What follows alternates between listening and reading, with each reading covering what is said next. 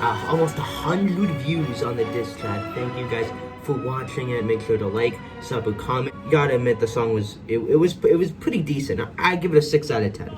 You know what I mean? I wasn't trying to create anything good.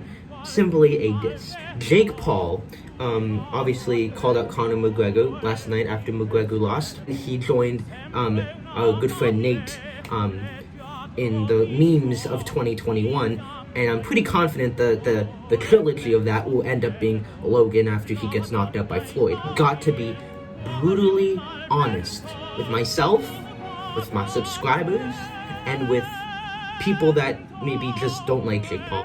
I've said this multiple times. I think that Jake Paul is a good boxer. I give credit for his hard work ethic and for the fact that technically he has proven that he is a good fighter. You know, maybe a little bit better because his opponents were so bad, but even if he was fighting somebody at his level, he'd still look good. I think that Conor would never lose to Jake, probably ever. Like I couldn't believe that I was kind of almost convinced that Jake has any fighting chance against Conor. I believe that Jake can beat Conor. I think that Jake Paul, I hate to say this, Jake Paul could very well become the next Conor McGregor. But if he plays his cards right and he takes time and he's patient, he could actually knock out Conor. I think that in 5 years or so, when Conor is a little bit older and clearly he's not as motivated as he once was, and Jake proves through various fights that challenge him and that are, you know, where he comes in as the underdog and he beats all those guys, he could very easily call out Conor and people would want to see that fight. Whereas this year, I feel like Jake is just kind of trying to speed up the process of being a boxer. I know he's a prize fighter. I know he likes to move the needle, but Conor, you know, it's unrealistic for Jake to do that. You know what I mean?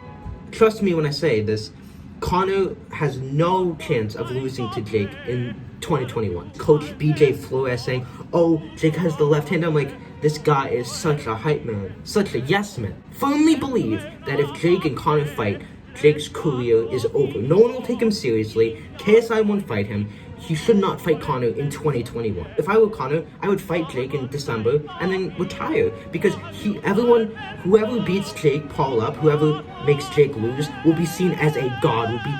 Will be seen as like this saint that we praise whenever we get the chance to. You cannot convince me that Conor McGregor can lose to Jake Paul in 2021. You cannot convince me. I'm sorry, but maybe this is me having a bit of tunnel vision, but I just cannot accept that. You can make an argument for KSI losing, but you cannot make an argument for Conor losing. In 10 years, yes, that there is a valid argument. In 5-7 years, a valid argument that Jake is going to be his own self-destruction. He's going to allow his ego and his kind of delusional optimism and yes-men mentality to convince him to think he's at a level that he is not. And he's going to get embarrassed, and his boxing career is going to be over when it could thrive and flourish if he just took his time. And Dylan Moran, I think, is going to be Jake Paul's next opponent. Why? Because in an interview, yes-man Flores said that Jake was going to fight a professional guy who had a good background, 10 years of experience, and then there was a website called the Irish Boxing News, basically that said that Dylan Moran and Jake's team and Triller were in talks and they were going super well, and it's probably gonna happen. So I'm very confident that he's gonna fight Dylan, and it honestly makes sense. The beef is already there, and if Jake beats Dylan, which that will not happen, but if he does, perfectly sets up Conor McGregor versus Jake, and at that point, you know, if Jake beats Dylan, I feel like Conor's gonna have to fight him, or not fight him, but he's gonna have to say something or do something. If Jake beat Dylan, like, then I wouldn't hate on him anymore. Then I would be like, wow. And the thing is if Jake fights a legitimately good person, and let's say KSI versus Jake still does happen, and Conor McGregor just doesn't end up fighting him,